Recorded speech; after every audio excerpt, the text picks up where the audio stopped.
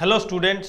तो जिन किन कैंडिडेट्स ने एसएससी सीजीएल 2026 देना है और मतलब क्लियर भी करना है, वो कैंडिडेट्स तो आज स्वागत करता हूं मैं उनका सिलेक्शन सीरीज में, जहां पर पीवाईक्यू जो भी जितने भी 2015 से 2025 तक जो भी टीयर 1 के क्वेश्चन हुए हैं उन सभी को सोल्व करेंगे और बिल्कुल कुछ सेकंड के अंदर सोल्व करेंगे। लेकिन जो सबसे बड़ा अभी जो मेन पॉइंट चैलेंज आया है बच्चों के सामने, वो सेक्शनल का है।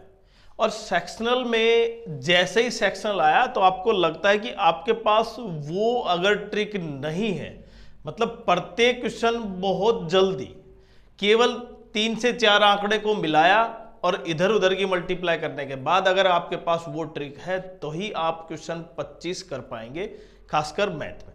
हालांकि और भी सब्जेक्ट है लेकिन उनकी बात नहीं हो रही, केवल मैथ की बात हो रही है।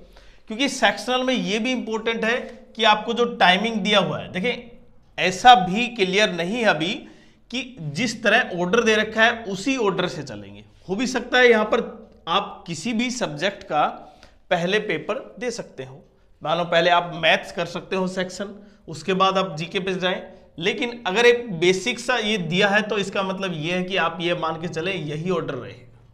और अगर इसमें आपको क्वांटिटी एप्टीट्यूड जो मैथमेटिक्स आएगा उसमें 25 क्वेश्चन होंगे 50 नंबर के और 15 मिनट आपको मिलेगी, मतलब 15 मिनट में आपको कितने क्वेश्चन करने हैं? 25 क्वेश्चन करने हैं। और ये कुछ नया है नहीं, क्योंकि इससे पहले भी आपने देखा सीपीयू एग्जाम में सेक्शनल किया था और सेक्शनल की वजह से कट ऑफ डाउन आई। क्या कट ऑफ बढ़ पाई? उससे नहीं बढ़ पाई, कट ऑफ डाउन आई। बाकी एग्जाम्स की जो Delhi police constable, Delhi police sub inspector और फीमेल सब इंस्पेक्टर बाकी पोस्ट में, उनमें भी कट ऑफ काफी डाउन आई। मेल में अदर पोस्ट के लिए दिल्ली पुलिस के अलावा बाकी सेम रही। लेकिन जितना बड़ा सीजीएल एग्जाम है, क्या 2026 में पहला पॉइंट तो यह कि सभी एग्जाम्स में ये सेक्शनल लागू होगा। क्योंकि सॉरी भाई, क्योंकि अगर ये एक एग्जाम में लागू हो रहा है, क्योंकि पहला एग्जाम, पहला notification SSC CGL 2026 selection post का है और वो आ गया है, तो उसी की वजह से जितने भी ये कैलकुलेशन चल रही हैं आपके सामने, वो किसकी वजह से है? सीजीएल, सीएचएसएल जो भी एग्जाम होगा। लेकिन सबसे इंपॉर्टेंट इसमें यह भी है कि सीएचएसएल सीपीओ में तो पहले से ही है। अगर एमटीएस, क्योंकि यहां पर 10th लेवल के लिए भी हो गया, तो इसका मतलब एमटीएस भी मान सकते हैं आप। बाकी एग्जाम्स जो भी है, जीडी एग्जाम अब की बार तो नहीं है, लेकिन नेक्स्ट ईयर का कहीं ना कहीं सेक्शनल होगा। अब मेन पॉइंट पे आते हैं, क्या सेक्शनल में आपको कुछ अलग से पढ़ना पड़ेगा, अलग से बैच लेने पड़ेंगे, या कुछ एक्स्ट्रा आपको इस तरह का कुछ फॉर्मूले, कुछ मेमोरी करने के लिए, बढ़ाने के लिए कुछ करना होगा। लेकिन जैसे आपके पास सेक्शनल आया तो आपको लगता है कि कुछ एक्स्ट्रा कैलकुलेशन ट्रिक, इसलिए मुझे नया बैच लेना पड़ेगा, पहला पॉइंट। और उस बैच के अलावा मुझे एक्स्ट्रा पढ़ना पड़ेगा, जो मैं पढ़ रहा था उसके अलावा भी मुझे पढ़ना पड़ेगा, मतलब टाइमिंग मुझे बढ़ानी पड़ेगी।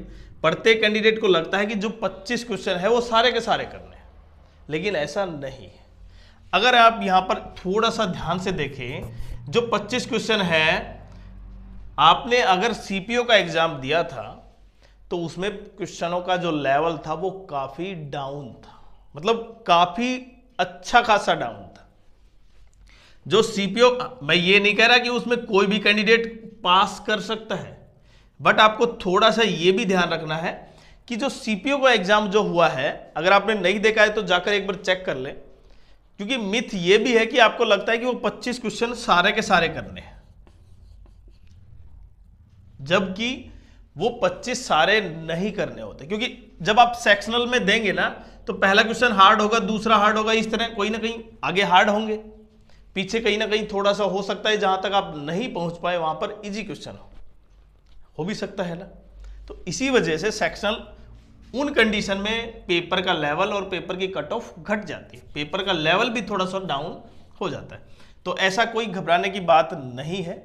आपको प्रैक्टिस जिस तरह की थी आपने 2025 में, उसी लेवल की प्रैक्टिस है, बस केवल आपके पास अब सेक्शनल है। सेक्शनल में आप, क्योंकि समय पर्याप्त है, तो आप जब अपना मॉक देंगे तो उससे आपको आइडिया आ जाएगा। कि किस तरह से वास्तव में मुझे 15 मिनट में कौन से क्वेश्चन करने हैं, कौन से नहीं करने हैं। जो कैलकुलेटिव हैं, ज़्यादा समय ले रहे हैं, वो मुझे नहीं करने, मुझे ईगो पर नहीं चलना है। देखिए, दो चीज़ बिल्कुल क्लियर है, आपको सब्जेक्ट में मास्टरी नहीं करनी है, केवल आपको वो जो ब्लैंक्स दे रखे हैं 4, उनमें से ये बताना है सही कौन सा है। और सही की इंपॉर्टेंट ये भी है कि वो सही निकालने के लिए आपके सामने बहुत से शॉर्ट तरीके हैं, डिजिटल सम, कोई और ट्रिक्स नहीं, बहुत ज़्यादा टीचर्स अपनी अपनी ट्रिक लेके आते हैं। तो उनसे अगर आप उन ट्रिक की बजाय बेसिक का भी यूज करते हैं, अगर 25 में से आपने बेसिक के क्वेश्चन सोल्व किए, क्या सभी पर ट्रिक यूज होगी? बिल्कुल नहीं, क्योंकि 25 क्वेश्चन है, उसमें आपके बेसिक्स काम आएंगे। इनमें से लगभग 15 क्वेश्चन आपके बेसिक से हो जाएंगे। बेसिक्स आपका अच्छा है, आप किस तरह सोल्व करते हैं, हो जाएगा।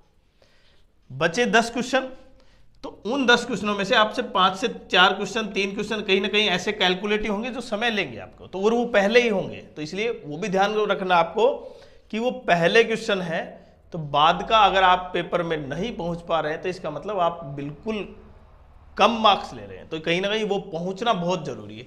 25 के 25 में क्वेश्चन पहुंचना बहुत जरूरी है। इसलिए एक बार अगर आप 25 तक पहुंच जाते हैं तो बिल्कुल क्लियर हो जाता है कि हाँ, इसमें से मैंने इतने 17, 18, 20 क्वेश्चन किए। और उसके लिए कोई अलग से बैच, अलग से बुक्स, अलग से ट्रिक, ऐसा कुछ नहीं है। केवल आप करेंगे तो उसी तरह से ये भी कर लेंगे। अब क्योंकि हम जो सिलेक्शन सीरीज लेके आए हैं उसमें PYQ बहुत इंपॉर्टेंट है, और हर साल के, तो 2015 से मैंने बताया ना 2025 तक के लिए। और ये जो सेक्शनल है वो शायद SSC के जो भी एग्जाम होंगे अब सब में शामिल होगी। तो प्रत्येक कैंडिडेट के लिए अपनाना बहुत जरूरी है, एडेप्टेशन बहुत जरूरी है, जिस तरह से SSC ने ये लागू किया। बाकी देखिए, मैं GK, इंग्लिश और रीजनिंग की बात करूं तो देखिए, अब जो बच्चे रीजनिंग नहीं पढ़ के जाते थे, थोड़ा सा पढ़ना होगा, क्योंकि स्पीड अप करने के लिए आपको समय के साथ चलने के लिए थोड़ा सा बढ़ना होगा। इंपॉर्टेंट ये है कि जिसका एक सब्जेक्ट अच्छा है ना, जिसका एक सब्जेक्ट अच्छा है तो भी वो निकाल लेगा यहाँ पर, क्योंकि यहाँ पर जनरल इंटेलिजेंस में जैसे लगभग बच्चे ठीक ठाक कर देते हैं। मैथ्स, GK में क्या होगा, अब अगर GK दूसरे नंबर पर है तो आप क्या करेंगे, केवल उन्हीं क्वेश्चनों को करेंगे जो लगभग 95% आपका एक्यूरेसी है। बाकी आप क्या करेंगे, जंप करेंगे। और इसी वजह से कहीं वो लास्ट में वो जो GK जो आपने लगभग तुक्के लगाए कुछ 2 से 3 क्वेश्चनों में, वो बाद में नेगेटिव इफेक्ट ना दे, इसलिए आप उसको छोड़ देंगे। और इसीलिए GK को सबसे पहले रखा गया है, क्योंकि GK में ही कहीं ना कहीं बच्चों के नेगेटिव ज़्यादा होते हैं। बाकी मैथ्स में अगर आता है तो कर देगा, अदरवाइज वो नहीं कर पाएगा। तो सबसे पहला क्वेश्चन लेते हैं।